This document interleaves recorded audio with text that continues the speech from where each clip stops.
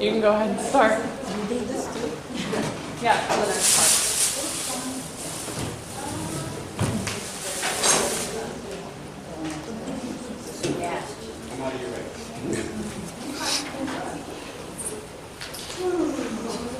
Good afternoon, everyone. For most of you who do not know me yet, my name is Sylvia Furch. I am the Director for Life Enrichment Department. I cannot do that department without my two arms over there, which is Janine and Robin. If you just want to stand and say hello real quick. I would not be in that department without those two and my two weekenders, which is Claudia and Tim.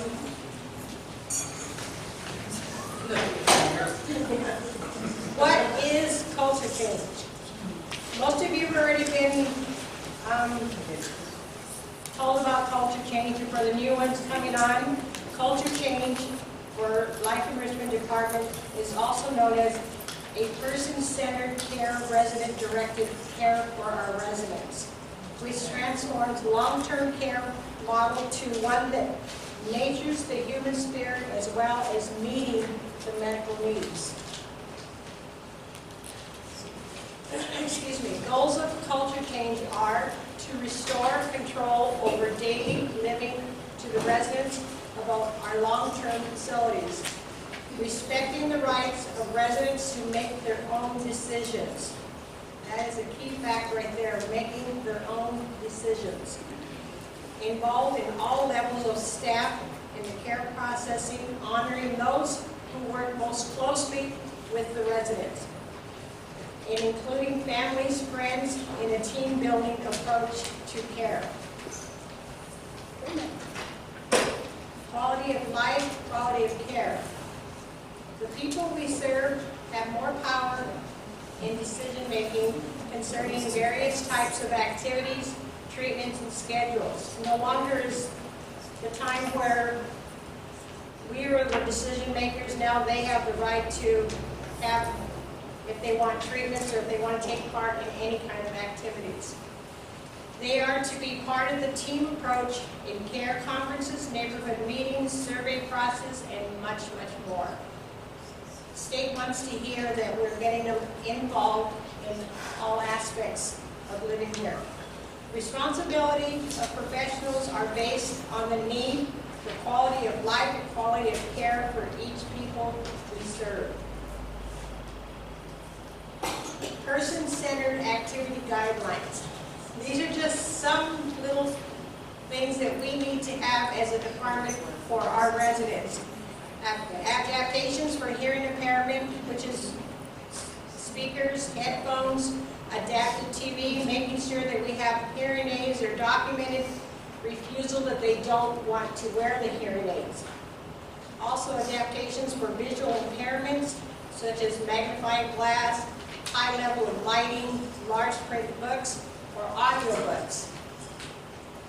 Regarding the audiobooks, most of you who are CNAs and housekeepers have probably seen the little blue cases that come in through the mail. What we're asking, if anybody who gets those and sees them, please help us by returning them back into those cases, because we have to make sure that they get back to the Braille Institute. And a lot of the time, we're not getting the tapes back with us regarding the audiobooks. So help us by getting them back so they can get some new ones. Guidelines continue. Residents have choices now and not to join in social groups. Before it was push them out, get them out there, try to get them in an activity group, and now they have a choice. They do not have to take part. But what we have to do now is have them in-room visits. When we do the in-room visits, we have to have some kind of sensory stuff to access, like a couple of our residents have their own art supplies, which is very helpful in the rooms. We also have computers now available in the activity room, the DVD player, radios that can go out to the rooms, and we also have Kindle books. The Kindle books are available for our long-term residents, so anybody wants to borrow one, we have them available, but there is a sign-out sheet process to make sure that they get back to us safely. Beyond bingo. The stereotype of activities in the elder home is playing bingo. Do not take away their bingo, trust me. We have the biggest war here and watching TV. Of course, some of the progress, has been made at the forefront as the Wii games are coming in. Like I said, the tablets, Kindles are becoming a big media source. And a lot of them now are bringing in their tablets, which Wi-Fi works really well in the life enrichment room, or I believe in the surgery. So we can direct them to those areas. I'm sorry, the rooms are not good because of the brick walls that can't get through there. So just bring them and let them use their tablets or laptops into those areas. Anyone can join or do activities. It is no longer limited to just the life enrichment department. Anyone can run an activity, and if you want to do a special group for them in the afternoons or the late evenings, just let us know and we'll get the supplies for you and help you out. What we're trying to do is spread the word by getting other staff members, volunteers, visitors, family members who would like to take part in this, maybe even run a late night bingo with them. We need your help. Residents should be notified of the preferred activities. So if you're getting someone dressed in the morning and they're telling you, oh, I haven't had a cinnamon roll in a long time, or some kind of food source, or they haven't done a craft object, just let us know, because we can get that stuff for them and do that type of activity. Help is also needed in transporting each resident to and from activities. So if you see us tied up and you know that resident wants to come to a bingo or a birthday party, help us out. It's not just limited to us. You guys help get them there. When we're leaving for outings, a lot of you already help out by doing, which is the most important part, the toileting, making sure that they have appropriate clothing for that type of season. So making sure that if we're going out now, you're not going to put them in shorts, and you're not going to put them in heavy attire when it's summer. You also want them covered, because we have had sunburns, so we don't want legs exposed also. It says we need your help in these areas. We would like to have more staff, more volunteers who can come and help with outings, especially the outings, so that I can take more people, because in outings it's a 1-to-1 ratio. It's not, we can't take 2-to-1, it has to be 1-on-1. So if you could come and volunteer and help, that would be wonderful. And we can take more people to our outings. Bingo, the girls would love the extra help. Arts and crafts, we need help with the cutting of the stuff. Scissors, some of them can't handle the scissors very well. So if you have an extra time or you want to come in on an off day, which no one wants to, but anyways, come in and help out, or send somebody you know and you love to come and help. For those who love to sing, play pianos, guitars, anything, put the word out there. Our residents love hearing this stuff. You know, if you have old music CDs, bring them in so that I can make copies of them, which I have been doing for one of our residents who loves country music. So I've been copying a lot of them, taking them home and making copies for him so we can play them. Holidays are the most important, where we need help with the wrappers, shoppers, and getting input on what these residents would like. I'm hoping that this last year that we had on Christmas turned out okay with everybody volunteering to adopt a resident for Christmas. If it turned out well, just let me know, and if not, we don't have to do it. I'm just getting a feedback and finding out if this is a good route to go to help us with Christmas. But anyways, with the holidays, come and help us, even on Easter, putting out the eggs, doing all the Easter egg dyeing. We need help with all of that stuff. These are our accomplishments that we've done this last year that we're pretty proud of. We had a resident who wanted to go on a fishing trip, so we had an all-male fishing group, and it was very nice. A little challenging at one time, but it was very nice. So we have to find a flat area, not one that slopes down. That's just yeah, that was just a clue right there. You don't want anything that goes down. So another one is we attended, this is the second year where we've always gone to the parade. We've been in the parade, actually riding in the bus on the Veterans Parade, and it was very nice. If any of you would like to go on that bus and see what we see on this Veterans Day parade, your heart will melt and your eyes will water. It's just seeing what the public does for them and saluting them just touches you. Oregon Gardens is one that was a real big one that we picked. That one turned out to be very nice. We also had a volunteer, one of the CNAs came with us this last time, and I think he had a good time. I didn't hear anything other than that. And taking one of our residents who wanted to go to a Beaver baseball game. And from everything I was told, he really had a good time.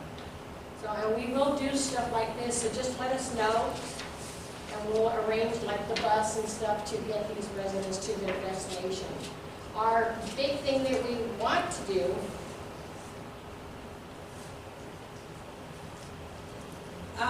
to see if somebody other than Life Enrichment Department, more so in the evening, if we would like to conduct an activity for our residents who are the ones who stay up late. Anything, just let me know, and like I said, I'll get the supplies for you.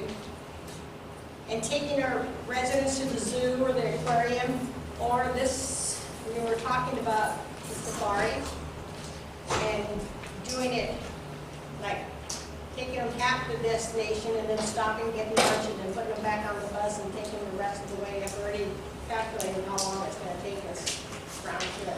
I think that one will be a good one. And then to attend an actual concert or a play that's held either in Portland or Eugene, but on that one, is trying to find ones who want to stay up late, residents who are capable of staying up late who want to challenge this. We also need more men volunteers for when we do our fishing trips, or we'd like to do some wood building, sanding, or just being a buddy with these men. Because we have a lot of men here who I need to try to find something to make them feel useful. Changes now. Gone are the days of treating residents as if they were cut from the same mold. Understanding that culture change is now geared to person-centered type activities, and change is now focused on people and relationships.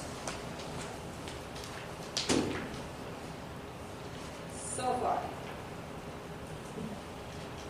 This is thank you for everyone out there, for all of you who put the hard work into each and every day working with our residents.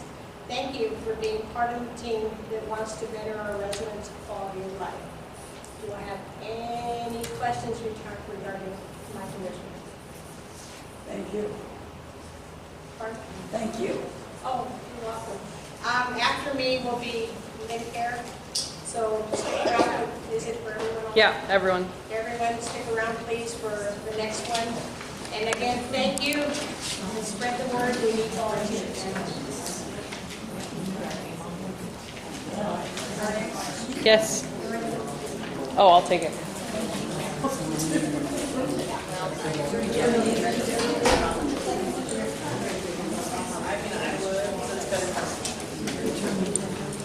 No.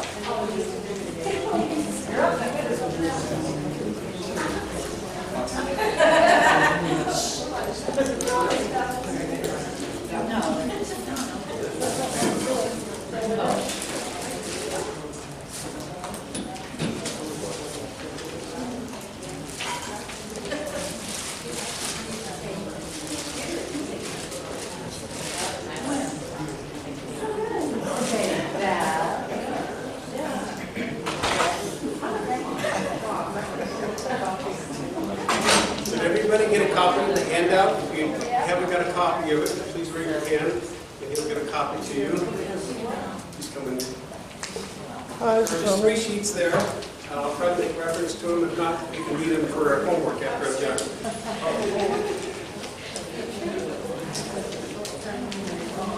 My name is Glenn Anderson, and some of you are wondering why is that guy up there going to talk to us? Well, because they told me I could. That's the first reason. But so I'll just give you a quick snapshot of who I am. I got my bachelor's degree in Montana. I didn't like the winters there, so I moved to Oregon and got my master's degree in Portland. Then, when I went out into my vocation, I decided I would have some other fun things to do. So I went and got certification. You guys know about certifications? And so I got my first certification with the Oregon Department of Education to be able to train people. Then I went on and got another certification with the Department of Motor Vehicles so I could train and test people. So if I get tested, you know it's honest. I've learned how to do that. Then from there, I went, if any of you are familiar with the Department of Public Safety Standards and Training, DPSSST. Okay, well, they monitor police officers, firemen, and now they monitor emergency medical technicians. That's who you are responsible for. You got to follow that. So I first went and got my certification as a fireman to them. Then I went and became a trainer. Then I went and became an assistant fire chief. And if that wasn't enough fun, the fire department was with the city, and the emergency medical side was with the county. So I had to go and get my certification with DPSST to become an emergency medical technician, which I did for 21 years. Then my most recent certification is with the Food and Drug Administration, and I'm a quality control unit. So if you want to say I'm an educated idiot, go ahead, but don't say it to my face. It hurts my feelings when you say things like that. So that's who I am, okay? And that's why I'm coming to you. See, I've given up all my other stuff, but here's my casual shirt from when I was a fireman. And here's my casual shirt from when I was an emergency medical technician. I used to wear my coveralls, but they're so hot in the buildings that I no longer wear those to show you that I've been there and I've done a lot of different things in that regard. The first thing I'm going to do is give you a basic orientation to oxygen, then with emphasis at the end on oxygen mask. One thing I want to do is educate. That's what I want to do today, educate. Anything I show you today, I don't have the power to give you to. Who do we have to ask? Jennifer.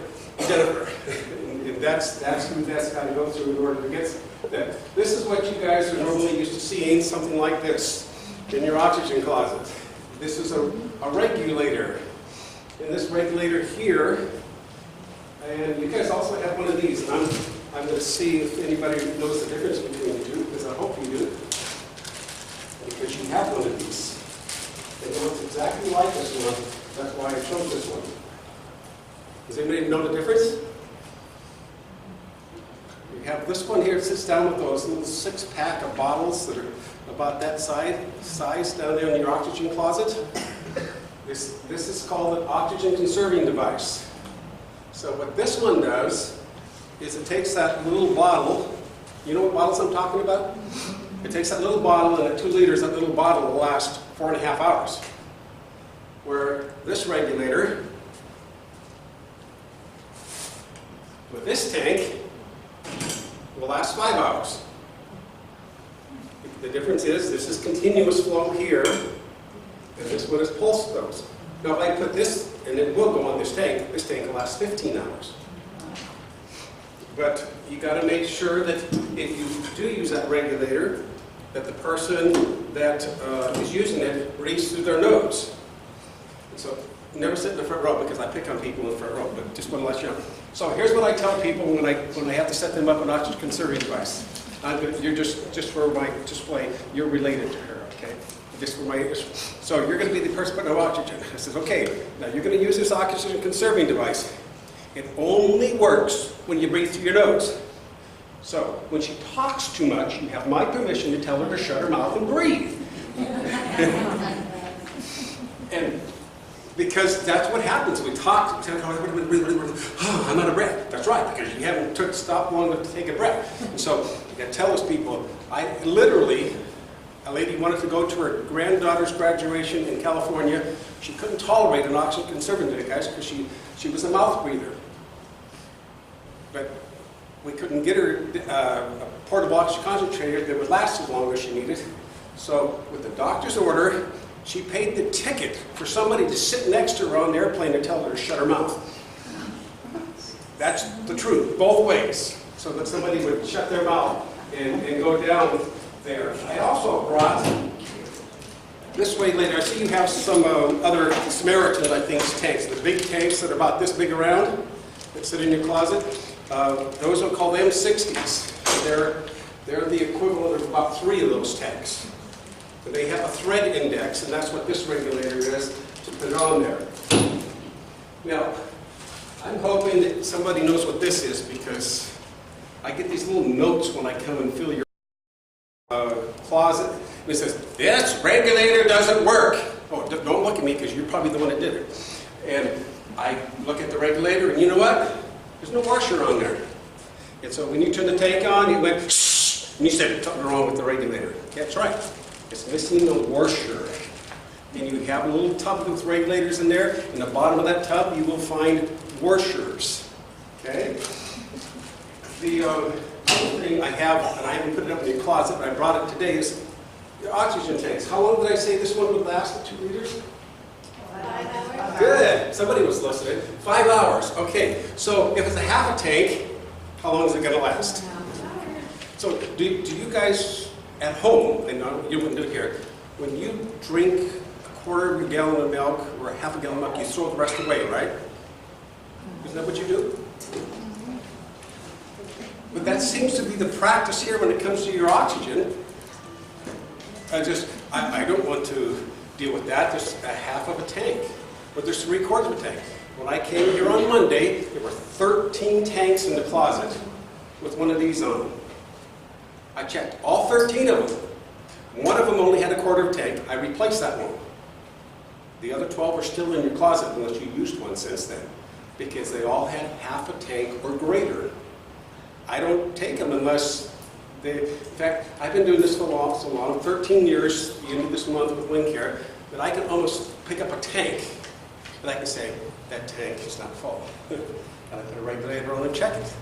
I know you don't think oxygen works very much, but when you do it long enough, you can tell when you pick up a tank. Oh, okay. And even in the rack, I'll fill them and go, oh. But about a month ago when I started my talk to you, Jennifer, wasn't it about this? And I said, you know, there was 3 of them in the rack that didn't have bands on them. And let me see, bands. You all know what I'm talking about, right? Yeah. Okay, because I got one in my pocket somewhere.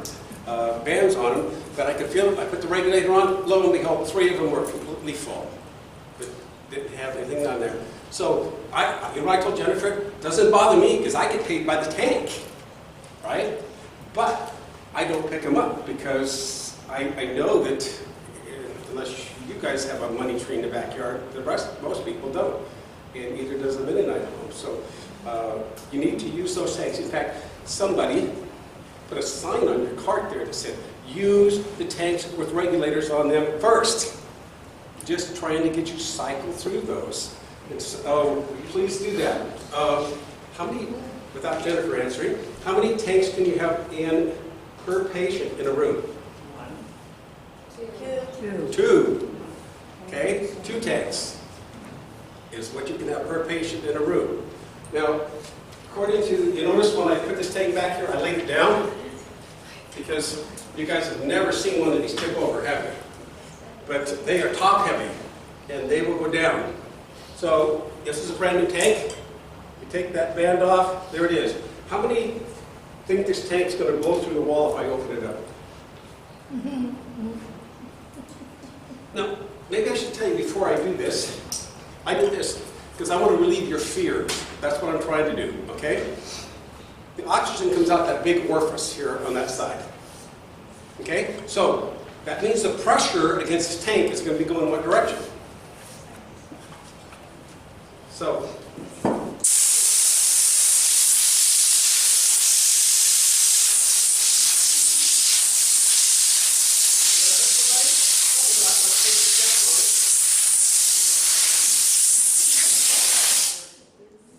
That's what it does. Now, nothing like fresh breath and fresh air. Oh, I forgot to ask. I want everybody to take a deep breath. Okay, so I want to make sure everybody else was dependent on oxygen as I was. You are addicted, aren't you? Yeah. Yes. I'm definitely addicted because I can't live without it. And so I'm sure you're that way too. But the problem we have with some people is, okay, I should pick on the front row this time, should I? I want to, okay, which one of you wants the bag? Oh, good. Dan, somebody here? Give me two people here. Pass it down? Okay, they're afraid. Okay. You want to give them a bag? I'm not going to make it here very long. So, you guys ever done this before? Make your bag.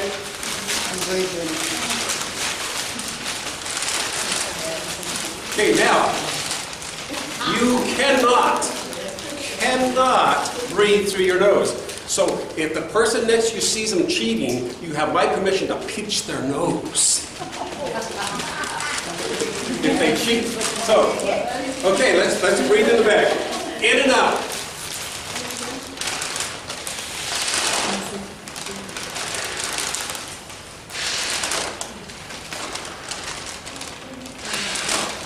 Okay, you can stop. Good. Is anybody ears ringing? Anybody feel just a little bit lightheaded? How come? But I was breathing. Yeah, but you're breathing air. You're breathing CO2. Oh, so I got CO2 that I'm breathing. Okay? Well, when I get down to masks and putting oxygen masks on people, you got to know that, oh, by the way, what you guys just did, welcome to what a COPD person feels like when they're, or somebody with pneumonia feels like when they're trying to get air. No matter how hard they suck, no matter how they pull, they just go. So if you want to know what it's like, or want to have a little bit more compassion for them, try this. And you'll understand why. Now when I get to the oxygen mask, and I'm going to bring it up right now, then I'll come back to it later. If you have a mask on somebody, and you're not blowing enough oxygen in there to blow out the CO2, what are the people breathing? CO2. So is the mask helping them or hindering them? Okay, that's something that you've got to keep into consideration when you're dealing with that. Okay. If you notice, you guys get, you that don't deal with these all the time, this is called a toggle. That's your wrench, or even in the closet you can do a wrench like this. It's just whatever I have in stock at the time is what I put there. The other thing is, I laughed because I knew the answer, because that's part of my quality control unit with the Food and Drug Administration. But you know, people tell me you can find anything you want online, right? The only problem is I've learned don't believe everything you read online. So, how long is the oxygen good in this tank?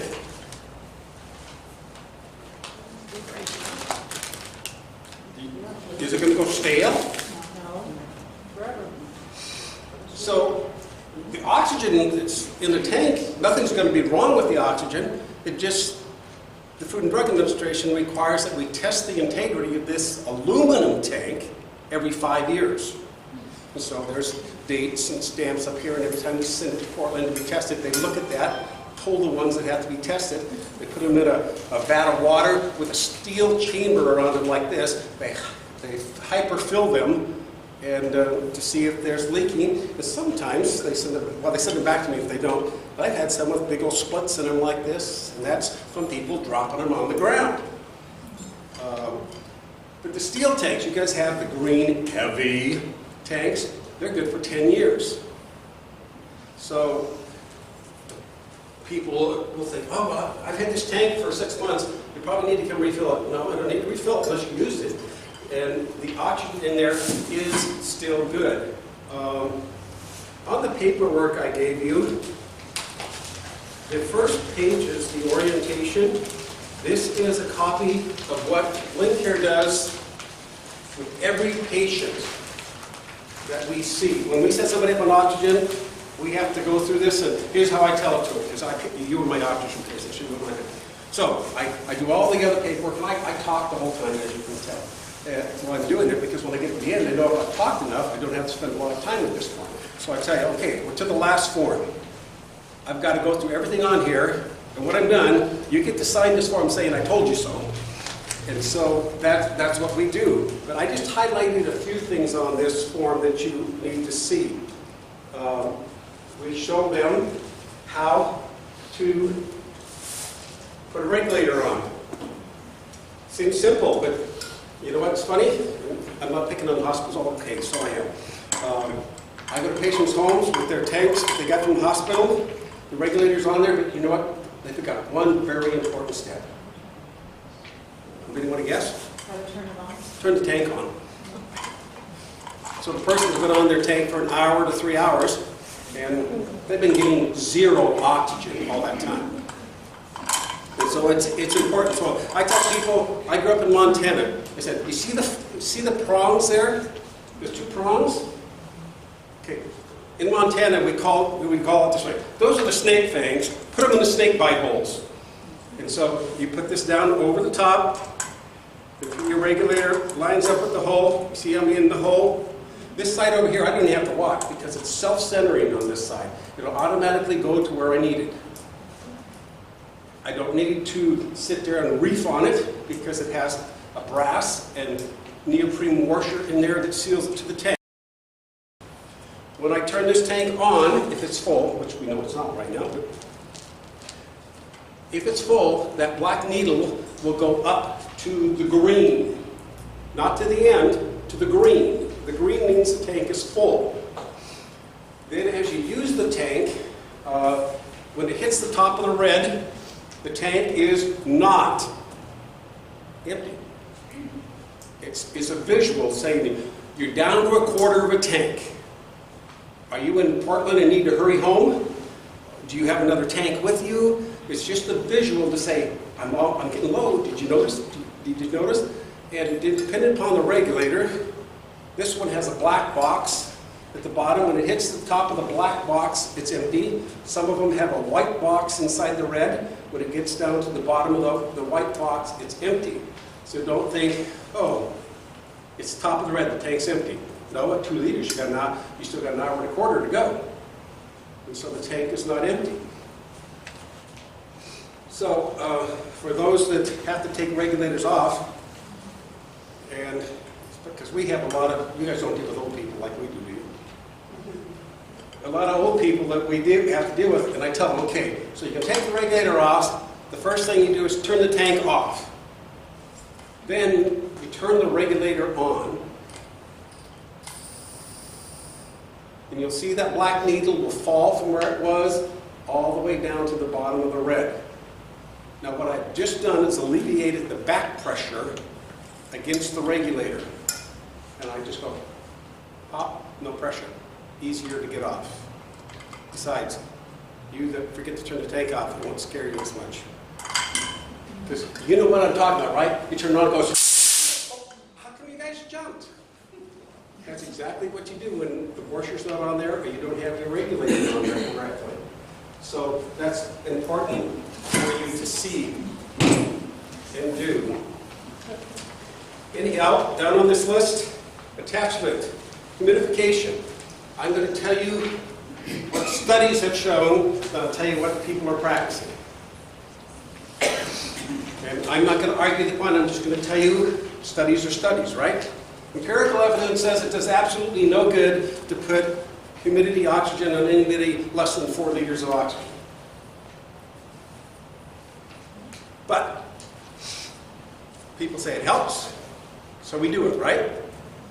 Plus, they think they're getting therapy, so therefore the brain says it must be good. That's where the humidification issue is in testing. Cannulas. You guys get whatever I have in stock when Jennifer orders them. It's usually one of two styles. But what I want you to know, because I've been looking at you guys, if you haven't noticed before, all of your noses are not the same. They're not. And the other thing that's even funnier is some of you think I'm talking about how big and fat they are. And that's not what I'm talking about. I'm talking about your septum right here that you have between your nose. Some people will have big old noses and just little dinky divider between there, and the distance between here is not very far. And so you come with some people and you grab an adult cannula and try to shove it up there, and they feel like you're trying to irrigate the side of their nose. So they need pediatric cannulas. And so the most common cannula I give you guys is the 16 soft.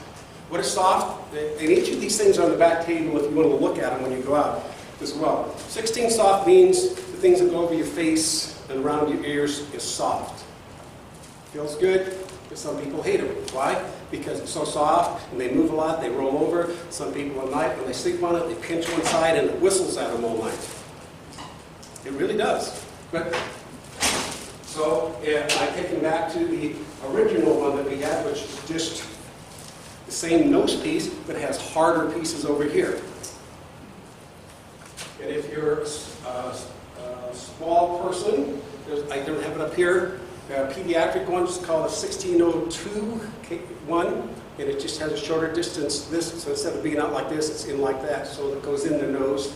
And some people feel the curved cannula. By the way, the curves go in and down because you have nares that goes from the top of your nose down to the back of your mouth. And if you don't believe me, just do and spit something out, and you know where that came from, right? Out of your nose. And that's where your nares do it. They go up there and down the back. So you want them to go up and down. But some people have very tender noses, and they feel like you just shove the rake up their nose, and they want something different. And so the two options that I carry are, I have a cannula that is soft instead of being hard. The piece right here is really soft. And you can go back there, it's got black writing on the table, and pinch my nose piece. And you'll see what I talk about when I say soft. The other thing you can do is go to a straight cannula. One, instead of having curves, it's like that. So it just goes up and it doesn't rake down. Now, that being said, you also notice on that piece of paper that it says down there that if you're on oxygen, you cannot put any petroleum-based products in your nose. That means no Vicks, no Vaseline, no mentholatum in your nose if you're having oxygen. What it's going to do is it's going to cause white blisters to start forming inside their nose. Then they're not going to want to use their oxygen because just to put the cannula in there is going to hurt. I have options for that if that happens, by the way, but I can't solve it if you don't pass it, okay?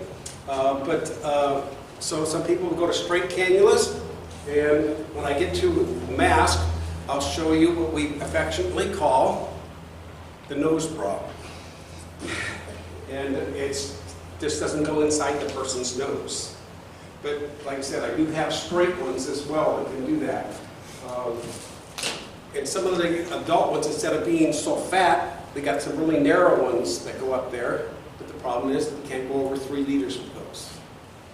So you've got to match your treatment to what you're trying to deliver and the supplies you have to go with that. Okay. Where did I put my paper? Here's my mask. And regular cylinders. Explaining your profit hours, I told you that. Oxygen is non-flammable. Did you hear me? It's non-flammable. Stop telling people that it's going to blow up. Please. It won't blow up. That being said, no petroleum-based products and no flame around oxygen. Now, if you want, I'll tell you, here's what they do when anybody ever seen a cutting torch? Anybody use a cutting torch? Okay, the cutting torch, the flame is acetylene, a gas. When you want to melt that metal, you hit the second lever. What's the second lever? Huh? Oxygen. Oxygen takes all the impurities out of the air and it superheats the air. So, when my customer in Albany, who was 60-some years old, decided to smoke one of his Aces cigarettes that she left at his house when she visited him, and he didn't take his oxygen off, he didn't even get the cigarette lit because he went like that, and instantly burn. No blowing. It doesn't. You don't even see a flame. You just feel pain. It burned him across the jaw and down his neck. About 3 months later, he looked normal. When I was helping the people in Minville, the new guy had his oxygen for a week. He acknowledged it was his fault. But I came by there and I brought him some cannulas and I said, well, you were just set up last week and they gave you three cannulas. He said, yeah, I got it from my nap yesterday and without thinking I lit a cigarette. And he went like that. He had no hair in his nose. Most of his mustache was burned, and where the cannula sat, it had burned him because it just melted the tubing. Did not see a flame, okay? So, why do I tell you that? That's the precautions. I didn't want you to get people scared, but I tell people, and so, you're my oxygen patients, I'm picking on you. On your birthday, when they bring you your birthday candles, you got to take your oxygen off to blow out the candles, okay? Because some people say, oh, I don't smoke, I don't have any candles in the house, so I got to think something to make my point. So even those people say, well, I only use my oxygen at night. I got it. Here's my line. You can use any of my lines you want. I says, okay, so on your birthday, when they bring you the cake to you, when you're in bed, that pancake with candles on it, you got to take your oxygen off before you blow out the candles. That's the only point I'm trying to make. But you've got to find something that makes the point across to them. This is important that I do that. Okay, we did that. I'm not sure who takes care of the filters on your guys' concentrators, but there's a filter on most of them. 2 brands that don't, even though the powder blue ones that we have, we've not put aftermarket on there. Those should be checked every week or two, taken off, shaken out, and such like. This one here on this 10-liter machine is right there. Most of them are on the back, some are on the top. But you take that out, that's going to have hair, right? Because you guys have a resident dog. It's going to have, in my house it has human hair too. But you're going to have lint and things like that. So I just take it out, I shake it out, I run water through it, wring it out, pat it out with a towel, put it back in. That's only one of 3 filters in a machine. The other ones only have to be checked, depending upon the model, every 6 months or 2 a year. And so that's the maintenance. So you want to instill confidence into people that this machine is going to help you rather than hinder you. I brought this because I don't know if anybody's ever seen one of these before. Anybody ever seen one of these? Anybody know what it is? This is a baby regulator. You have to put a baby on a concentrator. You hook a hose from the machine to here, then you regulate it down, and this one goes down to a 32nd of a liter. And so that's how they do that. Then there's the white band. Some of you probably can't see back there. The color to this lid is brown. The color to this lid is black. The color to this lid is beige. And it makes a difference. The brown one is good up to 3 liters. I don't give those to you guys anymore. The black ones are good up to 6 liters. The beige ones are good up to 15 liters. Why is it important? Because when your patients, none of your patients are on wheelchairs, so they would never park on an O2 tubing because they know that would be a big offense. But if that ever should happen, this thing has a little cap right here that starts whistling because it says, I'm pushing and I can't push anymore. Instead of blowing up this bottle, it's like a pressure curve and the cap comes up and it goes, and everybody jumps and goes, what was that? What was that? Because nobody knows what it is. But that's what that's for. So if I put a 15 one on somebody going 2, it'd probably never come up to that point because the machine isn't capable of pushing that. And they'd never know that they weren't getting any oxygen unless somebody told them. So I try to match these, but that's what the market has for those. Now, I didn't name this. This is called the water trap. You guys know what water traps are? one of my customers says, oh, it looks like a clear cigar. Whatever it is to you, a water trap is strictly a low spot in the line to gather water, period. That's all it does. And in the wintertime, you get more condensation than in the summer. Why is that? I'm sorry? The temperature differences? That's right, because this is pumping warm air, then you put it down on the floor where it's colder, and it sweats. You guys remember single pane windows? How you could write your name on the inside of windows? Yeah, you remember all that? Yeah, that's the same principle going on here. It's warmer in the house than it is outside, so it sweats on the inside. Well, it sweats on the inside of that hose, then oh my goodness, there's water in the line. Okay, that's normal. Is it getting to your nose? That's not normal, okay? So that's what a water trap is designed to do. But the other thing is a water trap is no good if you don't empty it either. And you just unscrew one end. What I do is I unscrew one end, I have a cup, I dump it into a cup, screw the lid back on it. And that's what a water trap is designed to do. Okay, that's what I covered there. I gotta say 2 more minutes and I gotta go to mass. Oh, this green one, probably somebody wants to know. This is a high flow cannula. You ever, maybe you go get coffee and they have those little straws that, you're supposed to stir with? Okay, now, be honest, how many of you tried to drink something through one of those straws besides me? Wasn't that a fun challenge? Were you very successful at it, volume-wise? Now, if I gave you a milkshake straw, what do you think would happen then? Hopefully it wasn't too hot, right? That's the same principle that goes on with cannulas. Sometimes a regular cannula isn't enough. We have customers up to 10 liters. I've stopped taking 15-liter customers. I'll tell you why, but later. But well, maybe I won't. I won't have time. But the green cannula is just a designation that this cannula is designed for high flow oxygen. And that's what that is for. There is one of these posted on the wall. It's been there for several years in your oxygen closet. And I know the guy that put it up there because I did it. And that was just to tell you, how do you use that? And what are the different washers that you may possibly see? The van, at one time we had ones, you'd open it up and out would fall a hard plastic washer that was not designed to be used. And some people would use it, and of course the regulator would leak. Therefore there's something wrong with the regulator. Yeah, you got the wrong washer on it. The next one is just a step-by-step thing of how to use an oxygen tank. Okay. I'm going to read you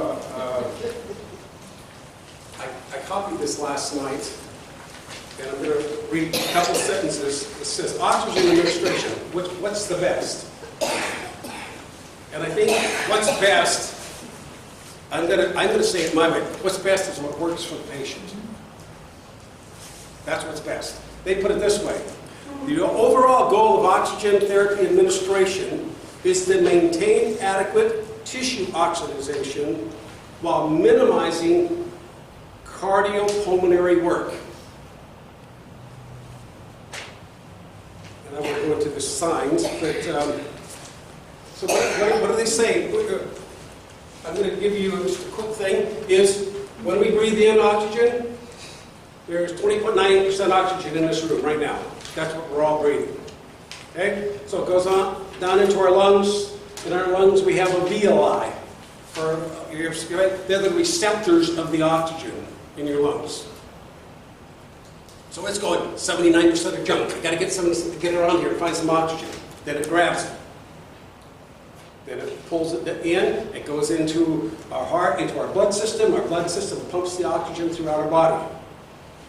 Okay? That's an oversimplification, but it's basically the process that goes on for how we deliver oxygen through our body. Our body has an autonomic nervous system, and it has fight, so that if you're out and your hands are freezing, your feet are cold, it's going to steal the oxygen from those areas and give it to the core because it wants to keep you alive.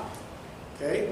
And so, you know, you think it was because you slept on your arm at night that you get up sometimes and you go, oh man, or you get up and you have to sit beside the bed until you feel your feet because you can't feel the floor yet.